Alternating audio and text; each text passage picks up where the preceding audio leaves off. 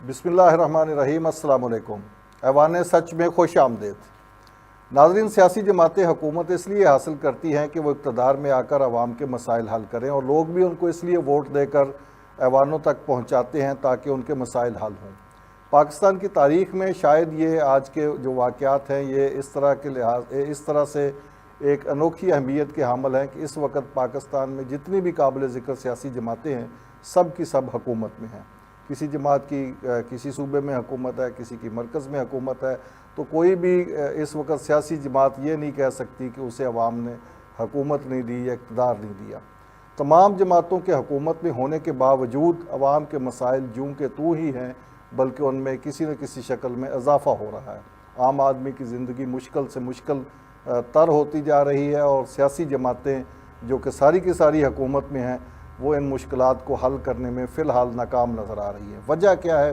آج کے پروگرام میں یہ جاننے کی کوشش کریں گے اور اس بات کا جائزہ لیں گے کہ کیا موجودہ سیاسی جماعتیں اقتدار میں آ کر اور اقتدار میں رہ کر واقعی عوام کی خدمت کر سکتی ہیں اور عوام کے مسائل حل کر سکتے ہیں، یا کچھ اور کرنا ہوگا۔ نئی نسل کیا سوچ رہی ہے، نئے لوگ جو پالیٹکس میں آنا چاہ رہے ہیں وہ کیا سوچ رہے ہیں، آج کے پروگرام میں ان تمام باتوں کا جائزہ لینے کی کوشش کریں گے۔ میرے ساتھ موجود ہیں چودھری افتخار کمبوہ صاحب، ماہر سماجیات ہیں، دانشور ہیں، سیاسی معاملات پر گہری نظر رکھتے ہیں، اور ان کے ساتھ تشریف رکھتے ہیں جناب شراز الطاف صاحب، نوجوان سیاستدان ہیں اور ایک نئی سیاسی پارٹی کی حال ہی میں انہوں نے بنیاد رکھی ہے، پاکستان عوامی فلاحی پارٹی کے نام سے۔ ان کا نقطہ نظر بھی جاننے کی کوشش کریں گے اور یہ جائزہ لیں گے کہ نئے سیاستدان کیا سوچ رہے ہیں۔ تو چودھری صاحب، میرا خیال گفتگو کا آغاز پھر نئے سیاستدانوں سے ہی کر لیں، شراز الطاف صاحب سے ہی کر لیں۔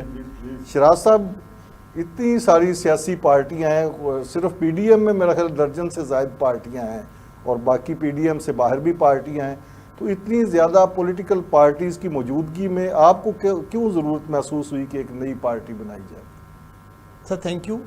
میرا مختصراً سمپل سی بات ہے کہ جتنی بھی پارٹیز آج موجود ہیں حکومت میں، حکومت سے باہر، آپ نے بتایا کہ قریباً ساری پارٹیز اس وقت کسی صوبے میں اتحاد میں ہے، کوئی کسی کا پریزیڈنٹ ہے، کسی اور صوبے میں ہے، کوئی مرکز میں ہے، تو یہ تمام پارٹیز عوام کو ڈیلیور کرنے میں ناکام ہوئی ہیں، معاشی طور پہ، ریفارمز کے حوالے سے، سماجی طور پہ۔ آپ دیکھ لیں ہمارا انتخابی نظام، ہمارا سیاسی نظام، ہمارا معاشی نظام، ہمارا عدالتی نظام، ہمارا پولیس کا نظام، تعلیم و صحت کا نظام، پانی بجلی کا نظام، ہمارا لوکل گورنمنٹ کا نظام جو کہ کسی بھی معاشرے کی بیک بون ہے، جس نے ڈیلیور کرنا ہے، گورننس جہاں سے ہوتی ہے۔ تو اس کی ناکامی کی وجہ سے میرا اور کچھ میرے دوستوں ساتھیوں کا یہ خیال ہوا کہ یار یہ تمام پارٹیاں تو اسٹیٹس کو کی، اشرافیہ کی پارٹیز ہیں، اقتداری پارٹیز ہیں، انہیں کسی بھی قیمت پہ اقتدار چاہیے، کرسی چاہیے، اس کے بغیر یہ نہیں رہ سکتی۔ عوام کے مسائل کیا ہیں، ان کی امنگیں کیا ہیں، ان کی ضروریات کیا ہیں، ہمارے اصل مسائل کیا ہیں، ان کا حل کیا ہوتا ہے، اس کی طرف توجہ کسی پارٹی کی بھی نہیں ہے۔ کسی کو 3 4 بار حکومت مل چکی ہے، کسی صوبے میں کے پی میں 9 سال پی ٹی آئی کو ہو گئے، یہ نئی پارٹی آئی تھی نا پچھلے 8-10 سالوں میں، مرکز میں 4 سال رہے۔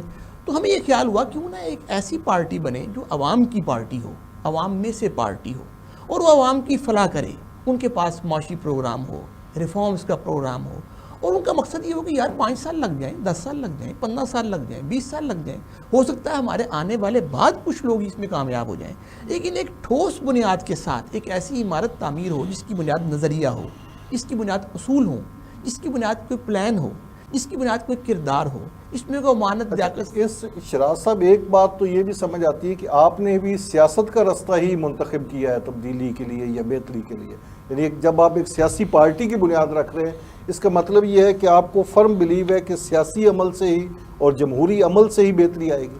اس میں سر یہ ہے کہ پاکستان میں آپ اس وقت دیکھیں ہماری آبادی قریباً 25 کروڑ ہے، اور لاکھوں یہاں این جی اوز ہیں، لاکھوں سماجی ورکرز ہیں، ہزاروں موٹیویشنل اسپیکر ہیں، لیکن مسئلہ یہ ہے کہ ایک خاندان کا یا 10 کا یا 100 کا یا 1000 کا یا لاکھ کا مسئلہ نہیں ہے، یہاں اس وقت 3 کروڑ خاندانوں کا مسئلہ ہے۔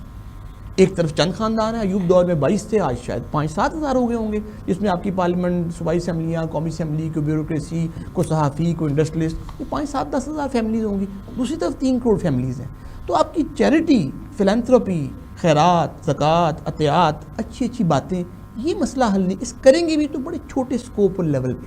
اس کے لیے پھر پالیٹکس میں آنا پڑا کہ یار یہ سکوپ بڑا ہو، اس کا اسپیکٹرم اور ہورائزن بڑا ہو، ہم 3 کروڑ لوگوں کی امنگیں، ان کی ضروریات، ان کے مسائل کے حل کی کوشش کر سکیں. یہ تھی وجہ پالیٹکس میں آنے کی. چوہدری صاحب، جس طرح شراز صاحب نے انتخاب کیا ایک رستے کا، ایک جمہوری رستے کا انتخاب کیا ہے، اور پاکستان کا آئین حق دیتا ہے ہر آدمی کو کہ وہ پولیٹیکل ایکٹیویٹی کر سکتا ہے، پولیٹیکل پارٹی بنا سکتا ہے، تو یہ کیا تبدیلی کے لیے بہتر رستہ یہی جمہوری رستہ ہی ہے، سیاسی رستہ ہی ہے، یا کوئی اور رستہ بھی ہے تبدیلی کا؟ دیکھیں جی، پہلی چیز تو یہ ہے کہ آئین پاکستان تو ان کو حق دیتا ہے.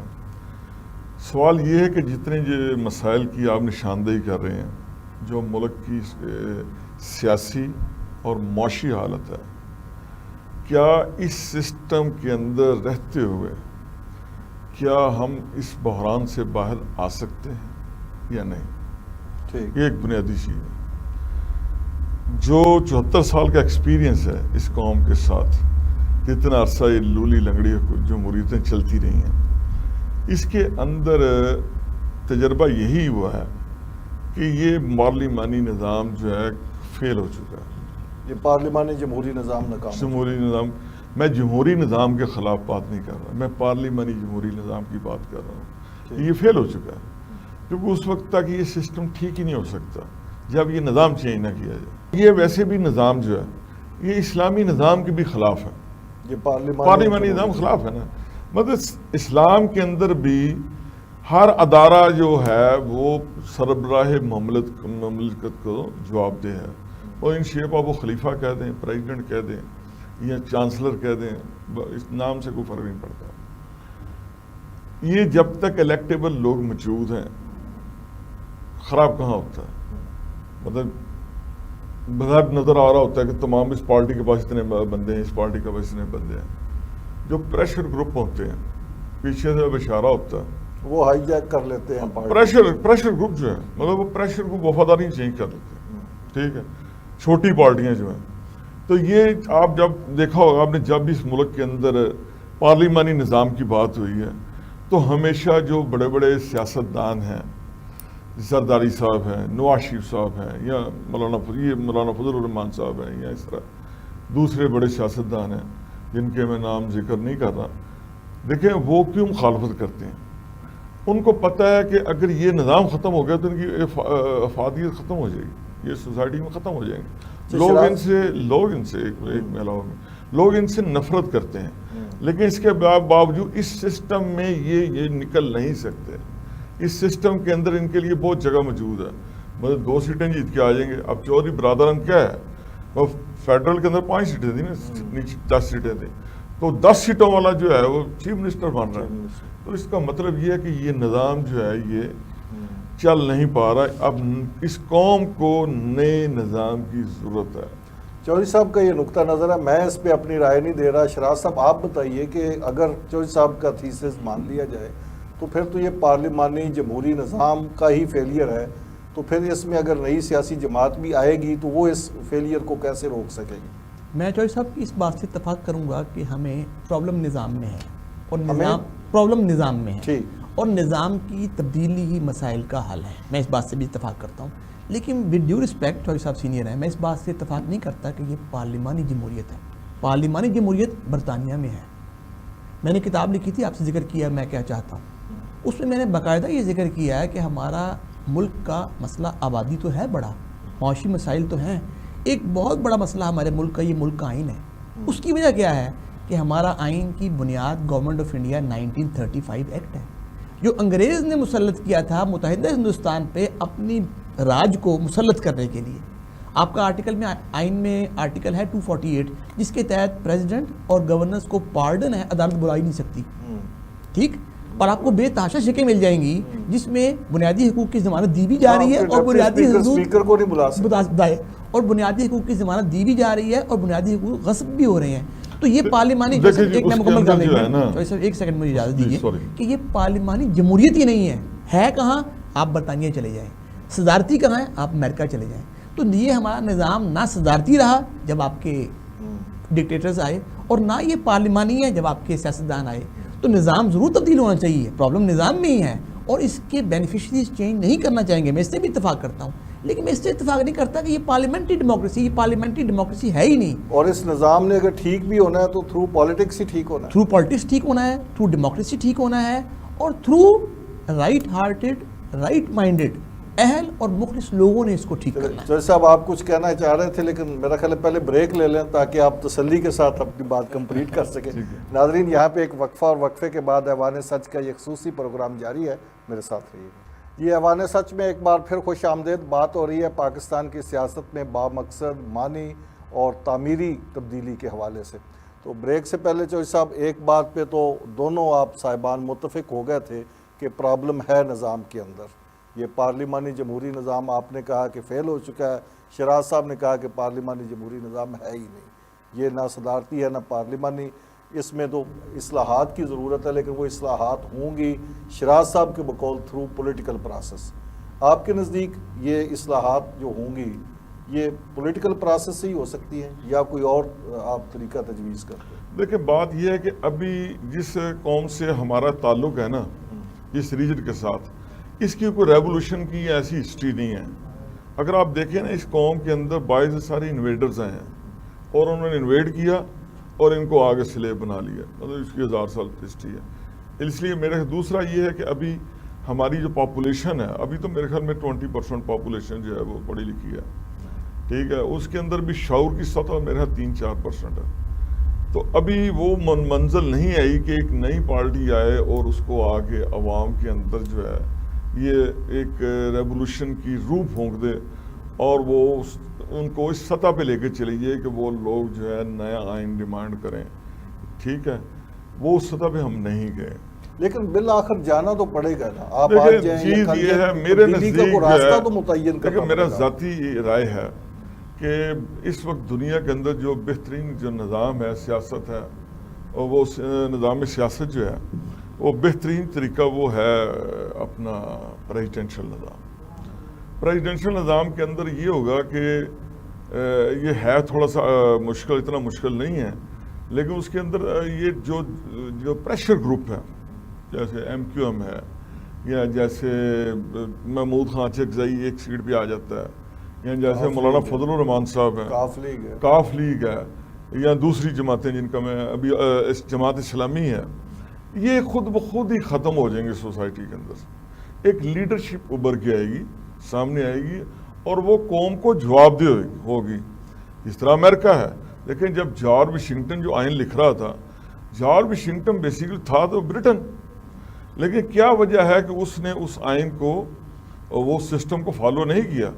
اسے یہ پتہ تھا کہ امریکہ کے اندر اگر ہم نے یہ پارلیمانی طرز حکومت اختیار کیا تو لوگوں کو یہ لوگ یرغمال بنا لیں گے. لیکن چوہدری صاحب ہم نے صدارتی نظام بھی تو آزما کے دیکھے ہیں. صدر ایوب کا ہم نے نظام دیکھا, پرویز مشرف کا دیکھا, ضیاء الحق کا دیکھا. اس کے اندر میں عرض کرتا ہوں نا, وہ دیکھیں وہ جو صدارتی نظام جس کی آپ بات کر رہے ہیں وہ صدارتی نظام نہیں تھے. ایک شخص کو نیچے دیکھیں صدارتی نظام بنا, اس کے اندر اختیارات زیادہ دے دیے گئے پریزیڈنٹ کو, لیکن الٹیمیٹلی تھا نیچے بھی پارلیمانی نظام نا. میں وہ صدارتی نظام کہہ رہا ہوں جو امریکہ کے اندر رائج ہے. میں وہ صدارتی نظام کہہ رہا ہوں جو ٹرکی کے اندر ہے. یعنی کہ دیکھیں دنیا کی بڑی جو سپر پاورز ہیں, برطانیہ چھوڑ کے, لیکن برطانیہ نے پارلیمانی نظام کیوں بنایا؟ سوال یہ ہے. برطانیہ کی یہ کالونی تھی, یہ ریجن کالونی تھا, اور اس کالونی کو کنٹرول کرنے کے لیے انہوں نے آپ کو ایک پارلیمانی نظام دیا, تاکہ جیسے گاڑی بنتی ہے نا تو گاڑی کا ایگزاسٹ پائپ ہوتا ہے, ٹھیک ہے نا, آف کورس الیکشن کے ذریعے, ٹھیک ہے, تاکہ یہ لوگ اپنی ایک پلیٹ فارم دیا کانگریس کے اوپر آ کے, یہ پارٹی دی انہوں نے بنا کے دی, اس کے اندر آپ پارلیمنٹ کے اندر آئیں اور اپنی آگے بڑاس نکال لیں, ٹھیک ہے, تاکہ یہ اتنی زیادہ ان کے اندر لاوا نہ پکے کہ یہ آزادی کے اندر یہ کر سکے. انہوں نے کہا آپ کو برطانیہ گورنمنٹ سے تکلیف ہے, آپ ایسا کریں, آپ آئیں پلیٹ فارم پہ, ان کو پلیٹ فارم مہیا کیا کہ اپنی بڑاس نکالیں. شراز صاحب یہ جو آپ نے رستے کا انتخاب کیا ہے, جمہوری رستے کا, سیاسی جماعت کا, اور اس میں تو سماجی تبدیلی کے ذریعے جہاں تک میں سمجھا ہوں کہ آپ سیاست میں تبدیلی لانا چاہ رہے ہیں, تو یہ تو بڑا ایک لمبا سفر ہے اور بڑا کٹن سفر ہے. تو ہمارا سماج تیار ہے اس کے لیے؟ سر وقت ظاہرہ چاہیے ہر چیز کو بھی. قومیں ظاہرہ 1 سال 10 سال 50 سال میں تو نہیں بنتی. آج برطانیہ کی سینکڑوں سال پرانی ڈیموکریسی ہے, امریکہ کو کتنے سینکڑوں سال ہو گئے, آپ ویسٹ کو دیکھ لیں, یہ تو وقت لگتا ہے. بدقسمتی یہ ہوئی کہ ہمارے سنگاپور, جاپان, چائنا, ان کو لیڈرز بہتر مل گئے. جرمن ابھی مرکل دیکھیں, ابھی گئی ہے 16 سال لگا کے. جرمنی کہاں ہے دنیا کی تیسری بڑی اکانومی. جاپان ہیروشیما ناگاساکی 44-45 میں ہوئے, آج دیکھ لیں جاپان چوتھی بڑی اکانومی ہے. آپ اس طرح ہی باقی دیکھ لیں, آپ سنگاپور دیکھ لیں, آپ چائنا ہمارے بعد آزاد ہوا کتنی بڑی آبادی ہے. آپ انڈیا کو ہی دیکھ لیں, ان کی GDP کتنی بڑی ہے ہمارے سے, حالانکہ وہ ہم سے 5-6 گنا بڑی آبادی ہے. تو بدقسمتی سے یہاں لیڈرشپ وہ نہیں آئی جس کا مقصد خدمت تھا, وہ آئی جس کا مقصد تھا مال کماؤ, مال بناؤ, اپنی اولادوں کو سیٹ کرو, اپنی کرسی مضبوط کرو, چاہے وہ سویلین تھے چاہے وہ نان سویلین تھے. تو عوامی فلاحی پارٹی کا مقصد یہی ہے کہ ایک کمپیٹنٹ, آلٹرنیٹ, مخلص, سنسیئر لیڈرشپ عوام کے سامنے رکھنا. ہمارے سماج کے اندر اتنا پوٹینشیل ہے کہ یہ جمہوریت کے لیے بہترین سماج ثابت ہو سکتا ہے. سماج میں بھی کام کرنے والا ہے. ٹھیک. آج ہمارا جو سوشل فیبرک ہے پچھلے اگر آپ دیکھیں 25-30 سال میں, تو وہ ڈیٹیریٹ ہوا ہے, وہ اوپر نہیں گیا, وہ نیچے آیا ہے. ہماری اخلاقیات, ہماری سماجیات, ہماری سوشل سائنس, یعنی لوگوں کی آپ اقدار دیکھ لیں, ویلیوز دیکھ لیں. آج کیا میرٹ ویلیو ہے ہماری سوسائٹی میں, کیا جسٹس ویلیو ہے, کیا آنیسٹی ویلیو ہے, کیا ڈیڈیکیشن ویلیو ہے, کیا ٹروتھفلنس ویلیو ہے؟ نہیں ہے. ویلیو ہے بڑی گاڑی, ویلیو ہے کتنے گارڈز ہیں, ویلیو ہے آپ کی شوشہ کیا ہے, آپ کا انفلوئنس کتنا ہے. تو یہ بہت کام ہونے والا ہے. اس کے لیے لوگ تیار ہوں, کوئی لیڈرز تیار ہوں ایمرجنگ یوتھ کے, جو 10 سال 20 سال 30 سال لگائیں. ہو سکتا ہے ہم اپنے حصے کا آدھے کام کر جائیں, آدھا آنے والے بات کر جائیں. مسئلہ وہاں آتا ہے جہاں آپ کہتے ہیں جی مجھے تو آج رات کرسی چاہیے, وہاں پرابلم ہو جاتی ہے. اچھا, آپ تو کنونس ہیں اس معاملے میں, ظاہر ہے آپ نے ایک رستے کا انتخاب کیا ہے, تو شعوری طور پہ کیا ہے, سوچ سمجھ کے کیا ہے, اور آپ کو یہ بھی پتہ ہے کہ بڑا لمبا عرصہ ہے, ہو سکتا ہے ہماری زندگیوں میں یہ تبدیلی ہم نہ دیکھ پائیں لیکن آنے والے لوگ دیکھ پائیں. تو آپ کے نزدیک صرف یہی رستہ ہے سماجی تبدیلی کے ذریعے بہترین تبدیلی کا, یا کوئی اور الٹرنیٹ بھی ہے؟ میں نے آپ کو بتایا رستے تو بہت سے, موٹیویشنل اسپیکنگ ہے, چیریٹی ہے, فلانتھروپی ہے, سے اور وہ اچھے ہیں. اتنے بڑے اس اسکوپ لمیٹڈ ہے نا, اس لیے وہ احمد فراز صاحب نے کیا کہا تھا, شکوہ ظلمت شب سے تو کہیں بہتر تھا اپنے حصے ہی کوئی شمع جلاتے جاتے. بس اپنے حصے کا کام کر جائیں, باقی چھوڑیں اللہ پہ اور عوام پہ. معراج خان صاحب کا میں نے ذکر کیا تھا آپ سے بھی, انہیں کتنے لوگ جانتے ہیں آج, لیکن ہم جیسے کو جانتے ہی ہے نا, تو وہ اپنے حصے کا کام کر گئے. لوگ بھٹو صاحب کو بھی جانتے ہیں, معراج صاحب کو, ہو سکتا ہے بھٹو صاحب کو آدھے سے زیادہ پاکستان جانتا ہو, اور معراج صاحب کو شاید پاکستان میں 500 لوگ جانتے ہو, لیکن انہوں نے اپنے حصے کا کام کیا. انہوں نے کمپرومائز نہیں کیا اپنے اصولوں پہ, اپنی آئیڈیالوجی پہ, اپنے نظریے پہ, اپنے ویژن پہ. آپ نہ کریں. چوئی صاحب نے جس طرح کا صدارتی نظام کے حوالے سے, جی بالکل, قائد اعظم چاہتے تھے کہ پاکستان میں صدارتی نظام ہو. میں اس چیز کو انڈورس کروں گا چوئی صاحب کی, لیکن صدارتی نظام کیسا ہو؟ ایوب خان والا, جسے کہتے تھے کہ مجھے فیصلہ بات کا گھنٹہ گھر ہے, جس طرح سائے رستے وہی کو پہنچتے ہیں, اس طرح ایوب خان کے شخصی آئین جو تھا 62 کا, اس کی ساری پاور ایوب خان کو پہنچتی تھی. وہ جالب نے کیا کہا تھا, دیپ جس کا محلات ہی میں جلے, چند لوگوں کی خوشیوں کو لے کر چلے, وہ جو سائے میں ہر مصلحت کے پلے, ایسے دستور کو صبح بے نور کو میں نہیں جانتا, میں نہیں مانتا. یہ ایوب صاحب کے آئین پہ ہی جالب صاحب نے کہا تھا. تو کیا ایسا صدارتی نظام ہونا چاہیے؟ نہیں. آپ امریکہ کا صدارتی نظام دیکھیں, اس میں چیکس اینڈ بیلنسز بھی ہیں, نیچے اختیارات بھی ہیں لوکل گورنمنٹ, دیکھیں اس میں بھی کوئی بہتری کی جا سکتی ہے.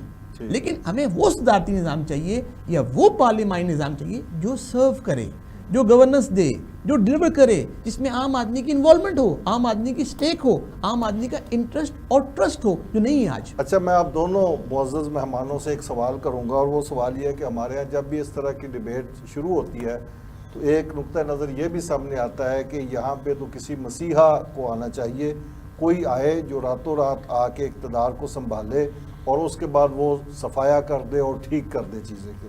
کیا یہ بھی کوئی تبدیلی کا ماڈل ہے؟ لیکن یہ بریک کے بعد, پہلے بریک لے لیں. ناظرین, ایک وقفہ, اور وقفے کے بعد یہ سوال اپنے مہمانوں کے سامنے رکھیں گے. میرے ساتھ رہیے.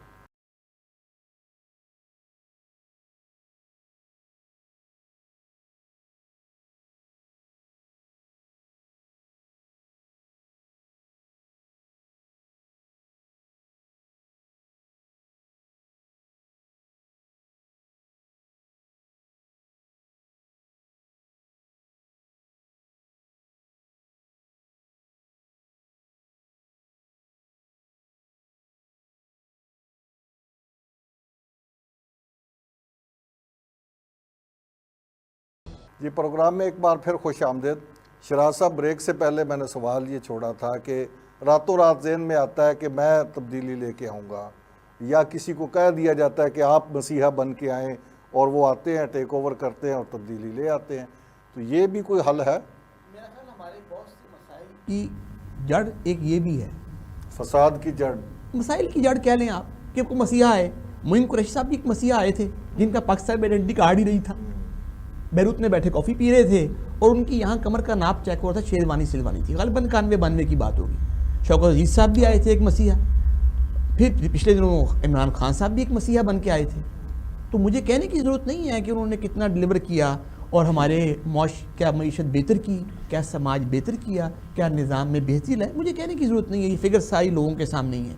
تو میرے خیال میں بجائے اس خواب میں رہنے کے، احمقوں کی جنت میں رہنے کے، میں یہ لفظ استعمال کہ کوئی مسیحا آئے گا، عوام خود کوشش کرے. اور اس مسیحا کا انتظار بھی ہمارے یہاں ہی کیا جاتا ہے. یہاں پوری دنیا میں کہیں کوئی مسیحا کے ذریعے تبدیلی نظر ابھی نہیں برطانیہ میں 4 مسیحا گئے ہیں پچھلے 3 سالوں میں، کوئی شور نہیں. ایک سسٹم کے ذریعے. سسٹم کے ذریعے. جو صاحب آپ مسیحا پہ بلیو رکھتے ہیں؟ دیکھیں چیز یہ ہے کہ آپ یہ جو باتیں کر رہے ہیں نا، اس سے انکار نہیں کر سکتے. پہلے کیوں، اس کی وجہ کیا ہے کہ عوام جو ہے وہ لوگ کیوں سوچتے ہیں ایسا، یہ سوچ کیسے پیدا ہوئی ہے. عوام جو ہے وہ خط غربت سے نیچے زندگی گزار رہے ہیں. ٹھیک ہے، اب جو شاید شیراز صاحب اس بات کو نہ سمجھ سکیں، میں بادب طریقے سے ان سے کہنا چاہتا ہوں، کبھی آپ نے دیکھا ہے کہ مطلب میری کوٹھی کے ساتھ گلبرگ میں ساتھ جو لنگر خانہ ہے، تقریباً میں 200-300 بندہ سے روٹی کے لیے قطار کے اندر کھڑا ہوتا ہے. تو ایسے لوگ لازمی سوچتے ہیں کہ ایسا مسیحا ہے، مسیحا کے وہ بارے میں منتظر ہیں. اور مسیحا اس سسٹم کے اندر نہیں آ سکتا. جہاں آپ نے پہلے بات کی نا، اس کا وہ جواب نہیں دے سکا یا آپ نے مجھ سے لیا نہیں. دیکھیں ایوب خان کے جو پریزیڈنشل سسٹم کو پریزیڈنشل سسٹم نہیں کہہ سکتے، وہ ایک ڈکٹیٹر کا مارشل اللہ تھا اور وہ ایک ڈکٹیٹر سسٹم تھا. جو دنیا کے اندر پریزیڈنشل نظام ہے وہ پریزیڈنٹ براہ راست عوام سے منتخب، جمہوری طریقے سے منتخب ہو کے آتا ہے. اور سوری ٹو سے یہ جو جنرل صاحبان جو تھے، انہوں نے اقتدار کے اوپر شب خون مارا ہوا تھا. شب خون مار کے آئے تھے. یہ صدارتی نظام نہیں ہے. شب خون مار کے آتے ہیں یا ریفرنڈم ٹھیک ہے نا، تو بغاوت ہی ہے نا اس کے اندر جو ہے. تو اس کے اندر بغاوت کر کے نہ ان کے اوپر کبھی کسی عدالت نے ایکشن لیا. مجھے بتائیں مشرف صاحب نے کوئی جو پرے کی تھی، اس کی جو فیصلہ آیا افتخار محمد چودھری کا، تو اس کے اندر تو انہوں نے وہ پرے ہی نہیں کی تھی کہ میں نے اس کو امینڈمنٹ کرنے کی اجازت دے دی ہے. اس نے وہ بھی اس کو دے دی. یہ اس وقت تک رک نہیں سکتا. ذہن میں رکھیں، جب تک ہر ادارے کا انسان جو ہے ایک اتھارٹی کو جواب دہ نہیں بنتا. اس لیے اتھارٹی جو ہے، اتھارٹی اس وقت ہوگی جب اس اتھارٹی کو عوام براہ راست منتخب کریں گے اور اس کو پریشر گروپس کی خوف نہیں ہوگا. اس کو یہ نہیں ہوگا کہ یہ پرندہ اڑ کے ادھر چلا جائے گا. ٹھیک ہے، پھر وہ آگے وہ بہتر فیصلے کرے گا. آخر میں اپنی بات کو کنکلوڈ کرنے سے پہلے آخری بات یہ عرض کرنا چاہ رہا ہوں کہ آپ تاریخ کے کچھ اوراق کو پڑھ کے دیکھیں کہ دنیا کا سب سے لمبا امپائر جو ہے، جسے ہم آٹومن امپائر کہتے ہیں، وہ اتنے دیر کیوں چلا؟ اس کی صرف وجہ یہ تھی کہ جو آنے والا کنگ ہوتا تھا، جو آتا تھا، وہ پچھلوں کو صاف کر دیتا تھا تاکہ سلطنت کو خطر دعوے دار نہ رہیں. ٹھیک ہے، اب ہوتا یہ ہے کہ پریشر گروپ موجود ہوتے ہیں. اگر اشارہ ہوا وہ دوسری طرف چلے گئے. پرائم منسٹر کہاں جا کے وہ فیصلے لے سکتا ہے؟ بلیک میل ہوتا رہتا ہے. شیراز صاحب آخری سوال ہے کہ سیاستدانوں کا کام جو ہے وہ سیاست کرنا، اپوزیشن میں بیٹھنا اور حکومت لینا، یہی کام ہی ہے یا سماج کی تعمیر بھی کوئی سیاستدانوں کی ذمہ داری؟ سر سیاست اصل میں تو خدمت ہے. وہ کرنا چاہے تو اس کی نیت ہو تو. ہمارے میں نے ماضی یہ مثال دیا ڈاکٹر مبشر حسن، معراج خان صاحب، معراج خالد صاحب، جے رحیم، اور آپ کو کوئی ایسے نام مل جائیں گے، بہت زیادہ نہیں لیکن تھے تو صحیح. کیا ہماری اسلامی تاریخ میں نہیں تھے؟ کیا دنیا کی تاریخ میں نہیں؟ ابھی میں نے آپ سے ریسنٹ اینجلا مرکل کی بات کی، کچھ مہینے پہلے گئی ہیں. آپ سنگاپور کے لیڈرز دیکھ لیں، 60-70 کی انڈین پرائم منسٹرز مختلف آئے. ابھی آپ کیجریوال دیکھ لیں، عام آدمی پارٹی انڈیا کی. آج کی بات ہے کہ اس نے دلی میں پرفارم کیا، اب وہ پنجاب لے. تو یہ تو آپ خدمت کرتے رہیں، عوام میں اپنا کام کرتے رہیں، موقع ملے ڈیلیور کریں، موقع نہ ملے اپنے نظریے پہ چلتے رہیں. آپ اپنی پارٹی کا کیا مین منشور کیا ہے آپ کا؟ کیا خوشحال پاکستان سب کے لیے، نہ کہ چند کے لیے.